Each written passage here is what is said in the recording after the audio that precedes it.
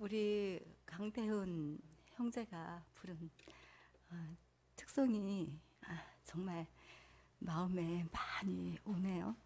참 주님 바라보면서 여러 가지로 애쓰는 시간 속에 우리 태훈 형제가 있는데, 그 시간들 속에서도 이렇게 주님의 부활을 찬양하는 그 모습이 정말 마음속에 울림이 되어서 왔습니다. 우리 태훈 형제가 들려주는 노래 정말 감사한 마음으로 우리 박수 한번 다시 쳐주고 용기 주면 좋겠습니다.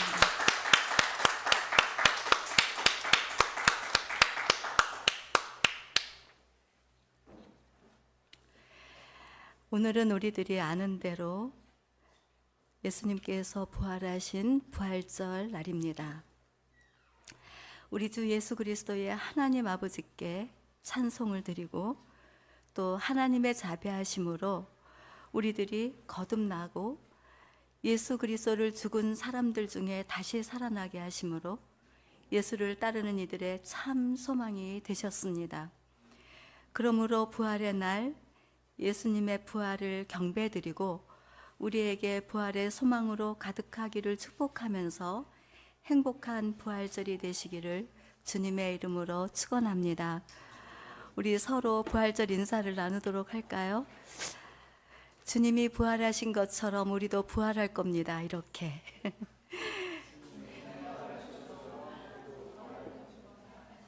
네, 여러분 확실히 믿으시죠? 아멘. 아멘 안 하시는 분도 속으로 아멘 하신 줄 믿습니다.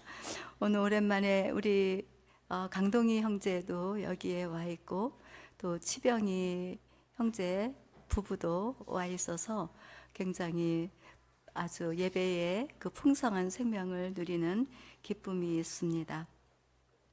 다시 한번 인사합시다. 행복한 부활절 되세요. 이렇게. 해피 이스터. 네.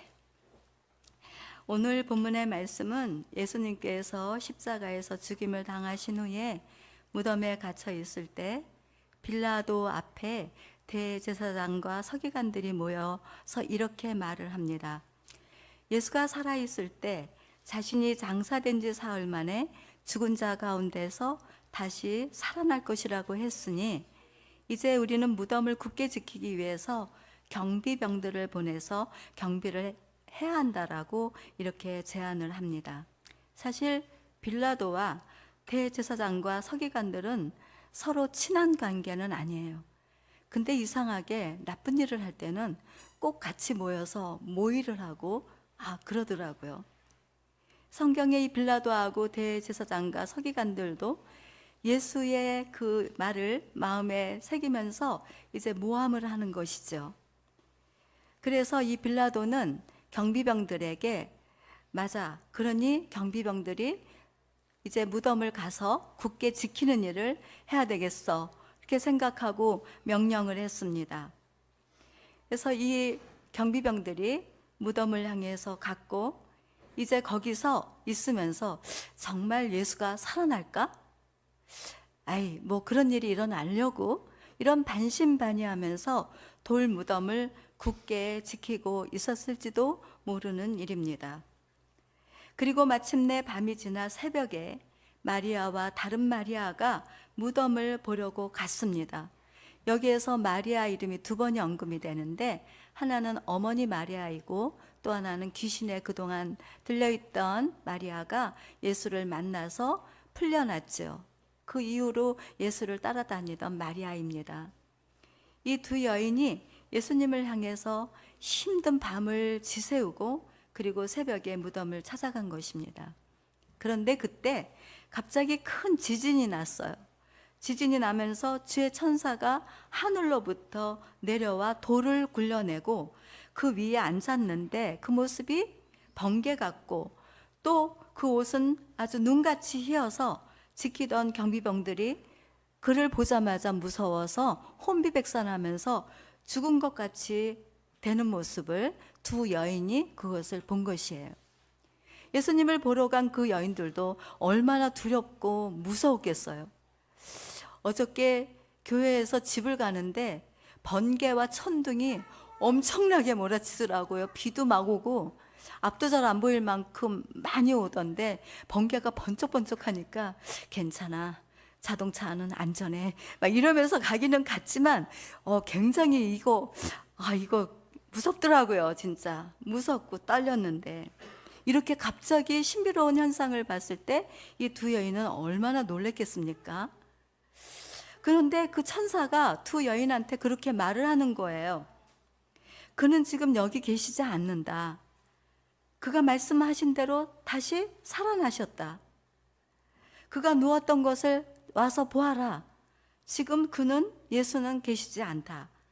그러니 빨리 제자들에게 가서 예수님이 부활했다는 것을 전해라. 그리고 제자들보다 먼저 갈릴리로 예수님이 가신다고, 거기서 제자들을 만나게 될 것이라고 그 소식을 전해라 라고 이렇게 말을 했습니다. 예수님의 부활의 소식을 들은 이 두 여인들은 무서움도 있지만 큰 기쁨이 막 마음 안에서 진짜 그 감동이 엄청났을 것 같아요. 죽은 줄만 알고 시체를 보러 갔을지도 모르죠. 근데 정말 살아나셔서 계시지 않다라고 하는 것은 엄청난 큰 기쁨이면서도 두려움 속에서 이제 제자들을 향해서 막 달려가고 있었습니다. 그때 예수님께서 그 여인들 앞에 나타나셔서 평안하라 이렇게 말씀하시는 거예요. 저는 이 말씀을 묵상하면서 그 두 여인, 어머니잖아요. 어머니가 그 아들 예수의 그 철저히 정말 십자가에서 죽는 죽음을 보아야 했고, 그리고 그 가슴 조아리는 것들이 너무나 크고 충격이었을 텐데, 그 아들이 살아나서 어머니 앞에 나타나서 평안하십시오 라고 했을 때 얼마나 위로를 받고 그 놀란 가슴을 쓸어 안을 수 있는 그런 내적인 평화가 그 어머니와 그 두 여인 마리아에게 임하지 않았을까, 이런 생각을 해보면서 그 예수님, 부활하신 예수님을 본받고 싶다, 이런 생각이 들어왔어요. 누구든지 어떤 상황에 있든지 무슨 일을 당했든지 사람을 만났을 때 평안하라고 할 수 있는 그런 마음의 넓이가 우리 모두와 함께 있기를 축복합니다. 우리 옆 사람하고 얘기해 볼까요? 평안하십시오. 진심을 담아서 하시는 거 맞죠? 그냥 언어적인 의미로만 하지 말고 정말 마음을 다해서 그 사람의 눈빛을 보면서 평안하십시오 라고 하는 그런 은혜로운 사람이 내가 되고 싶다, 그런 생각을 하면서 묵상도 해보기도 했습니다. 아무튼 예수님께서 부활하셨다라고 하는 것은 빈 무덤이 증거하고 있고 두 여인이 보았고, 그리고 동시에 500여 형제의 성도들이 함께 예수님의 부활을 보았다라고 성경이 말하고 있고, 그리고 예수님 자신도 그렇게 말씀하고 있습니다. 그러니까 예수님이 부활하셨다라고 하는 이 사건, 이것은 역사적인 현실로서 예수를 따르는 사람들에게 있어서, 부활을 소망하는 사람들에게 있어서 선 열매가 되었다라는 점에 있어서 우리들에게 엄청난 소망을 안겨다 주는 것입니다. 예수를 믿는 사람들을 핍박하고 그리고 괴롭게 하고 죽음에 내어놓았던 바울이 있습니다. 이 바울은 예수를 만난 후로 이 사람은 정말 자신의 남은 생애를 장래에 부활의 때, 그때를 소망하면서 부끄러움으로 잊지 않기를 바라면서 자기 생명을 초계처럼 버리고 예수의 복음을 전했다고 합니다. 그러면서 바울은 죽은 자가 다시 살아나는 일이 없으면 그리스도가 다시 살아나신 일이 없었을 터이요, 그리스도께서 다시 살아나신 일이 없으면 너희의 믿음도 헛되고 너희가 여전히 죄 가운데 있을 것이요, 또한 그리스도 안에서 잠자는 자도 망하였으리니 만일 그리스도 안에서 우리가 바라는 것이 다만 이 세상의 삶뿐이면 모든 사람 가운데 우리가 더욱 불쌍한 자이라 라고 말을 하고 있습니다. 예수를 따르기 위해서 자신의 모든 것들을 다 드리고 바치고 그리고 그 생명의 복음을 전했는데 부활이 없다고 생각해 보십시오. 얼마나 억울하고 그것이 얼마나 불쌍한 인생인지를 우리들은 곧 알게 됩니다. 예수 안에 생명을 얻고 우리가 주님의 부르심을 따라서 걷는 그 길이 만만치 않거든요. 많이 버겁고 많이 힘듭니다. 자신의 생명을 드릴 수밖에 없는 그런 그 자리까지도 우리는 들어갈 수밖에 없습니다. 그래서 우리들에게 있어서 소망은 부활에 있습니다. 부활의 때를 생각하면서 오늘을 이겨가는 것입니다. 부활의 때를 생각하면서 가난에 처하기도 하고 정말 무익한 인생 같아 보이는 그런 삶의 자리에서도 꿋꿋하게 믿음의 유산을 남길 수 있는 것은 부활의 때가 기다리고 있기 때문이라고 저는 그렇게 믿고 지금까지 교회를 향하여 예수를 향하여 하나님을 향하여 여러 성도님들과 함께 여기까지 오게 된 줄로 믿습니다. 그래서 우리들은 생각해야 됩니다. 부활의 때가 있다는 것, 그것을 우리들이 잊지 말고 우리들은 살아가야 합니다. 요한복음 11장 24절에서 26절에 나는 부활이요 생명이니 나를 믿는 자는 죽어도 살겠고 무릇 살아서 믿는 자는 영원히 죽지 아니하리니 이것을 내가 믿느냐 이렇게 물어보십니다. 기독교의 믿음은 무엇인가? 그것은 우리들이 사도신경에서 늘 고백하듯이 장사된 지 3일 만에 다시 살아나신 예수 그리스도, 우리는 그분을 믿습니다라고 고백을 합니다. 그렇기 때문에 우리의 믿음은 예수님께서 부활하신 것처럼 우리도 부활할 것을 믿습니다. 그러므로 지금 생애에 부활의 소망을 가지고 성실과 인내로 충성으로 하나님의 부르심을 따라 믿음을 굳게 지키고 부활하신 예수를 증거하며 살아가는 하늘의 기쁨이 여러분 생애에 가득하시기를 주님의 이름으로 축복합니다. 그리고 오늘 본문 속에서 우리들은 귀한 교훈을 받습니다. 예수께서 갇히신 무덤 안의 상태를 묵상해 보면 그곳은 완전히 죽음 그 자체입니다. 하나님의 아들로서 수많은 사람들의 생명을 살리고 고치고 그리고 전파하시던 그 위엄과 권세는 다 사라지고 연약함에 쌓여 죽음에 몸을 맡기신 예수 그리스도의 모습을 무덤 안에서 우리는 알 수 있습니다. 그래서 무덤 안의 시간은 모든 것들이 다 멈춰 있는 듯 합니다. 하지만 그 무덤 안이야말로 이제 새로운 계획을 이루기 위하여 기다리고 계신 하나님의 선하심을 우리들은 알 수 있습니다. 그것은 예수님이 부활하실 것을 하나님께서 약속해 주셨기 때문에 그렇습니다. 여기에 모인 우리들의 삶의 자리도 그럴 때가 있습니다. 무덤에 갇혀 있는 것 같이 멈춰져 있는 시간들이 있습니다.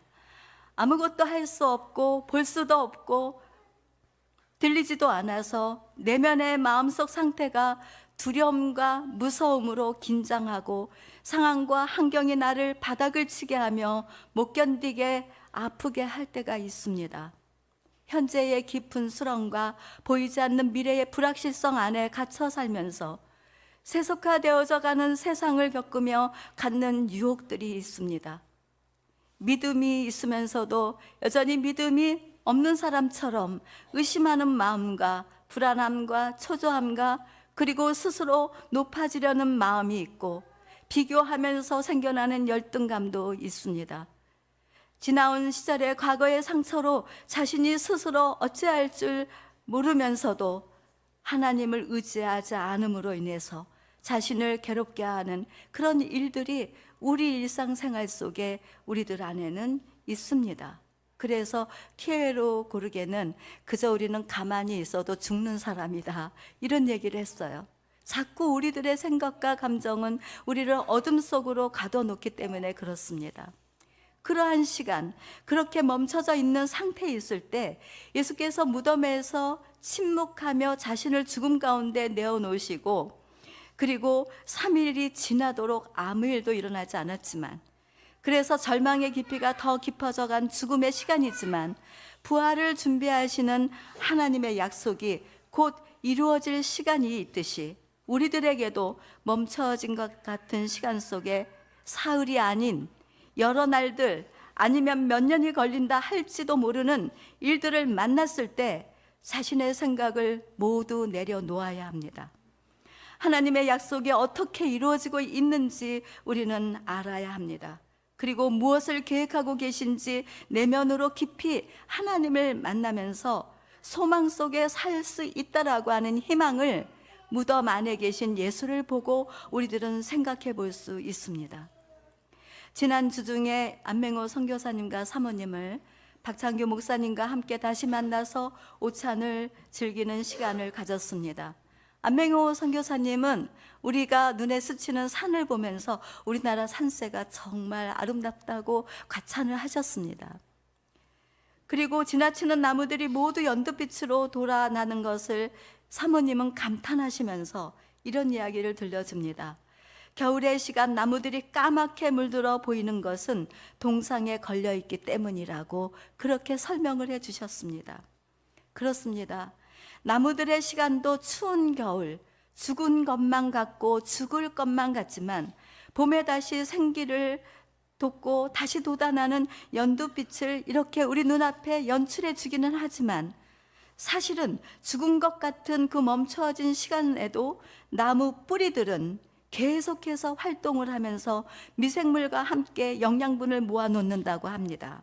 그리고 누가 가르치지도 않았는데 캄캄한 땅 속에서 그 깊은 곳에서 봄의 기운을 느끼며 영양분을 나무에게 공급해주고 그리고 다시 그 뿌리는 다음 시간을 위해서 물을 찾아 더 깊은 땅 속으로 들어간다고 합니다.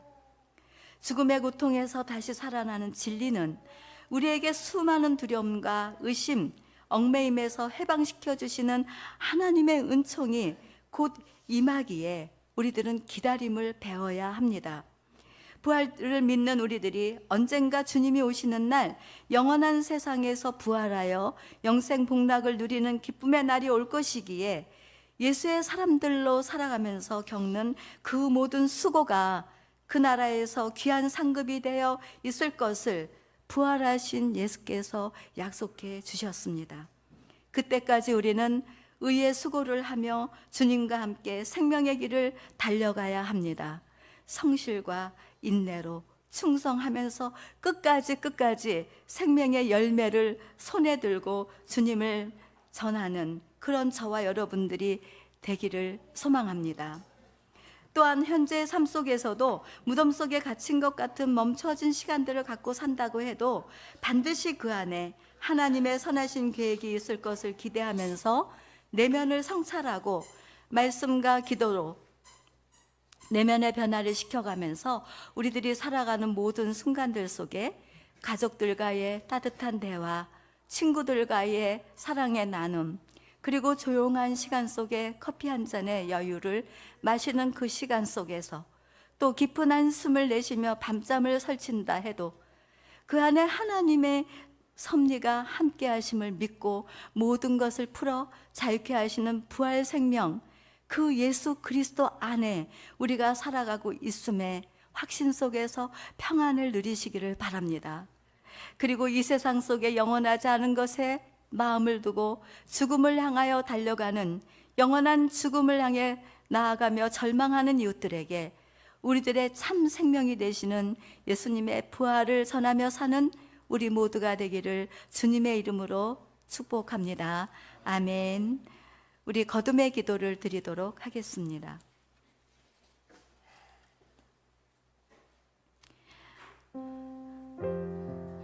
예수님은 우리의 주 그리스도가 되셨습니다. 부활하신 주님은 지금도 우리 안에 살아계셔서 우리들로 하여금 부활의 소망을 안고 살도록 항상 우리의 마음을 살피셔서 응원하시고 힘과 용기를 주십니다. 예수님의 부활이 미래의 사건이기도 하지만 현재의 사건이기도 합니다. 나는 이 예수님의 부활로 인해서 거듭남의 기쁨이 있는지, 점점 나를 얽매인 곳에서 자유케 하시는 그 은혜를 내가 누리고 있는지, 지금 현재 내가 어떤 부활을 만나고 있는지 우리 자신을 돌아보며 거듭의 기도를 드리기 원합니다. 다 같이 기도하겠습니다.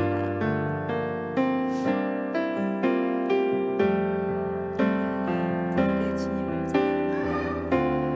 아버지 하나님의 부활이 우리 안에 생명이 되고 우리 안에 얽매인 것들을 풀어 자유케 하는 능력이 되게 주옵소서. 그래서 부활로 인해서 우리의 심령이 살아나고 또한 절망과 소망 없는 곳에 진정으로 부활의 주님을 전하며 살아가는 아름다운 모습이 우리 부활 신앙으로 회복이 되도록 하나님 도하여 주옵소서. 십자가를 지나 부활로 이어지는 영생의 아름다움을 우리에게 보여주신 아버지 하나님의 사랑을 기억합니다. 주님의 부활을 기뻐하는 이 시간, 여기에 모인 우리들도 부활의 때를 소망하면서 예수님을 따라 살게 하여 주시옵시고, 멈춰진 시간 속에 있더라도 말씀과 기도로 거룩하게 하옵시며 모든 것을 풀어 자유케 하시는 은총 안에 우리가 살아가고 있음에 기쁜 찬양을 드리며 살게 하여 주옵소서. 또한 어둠 속에 빛 되신 예수 그리스도, 부활하신 예수를 온전히 증거하며 살아가는 우리 새사랑 가족 모두가 되게 하여 주옵소서. 이 모든 말씀을 부활하신 예수님의 이름으로 기도드립니다. 아멘.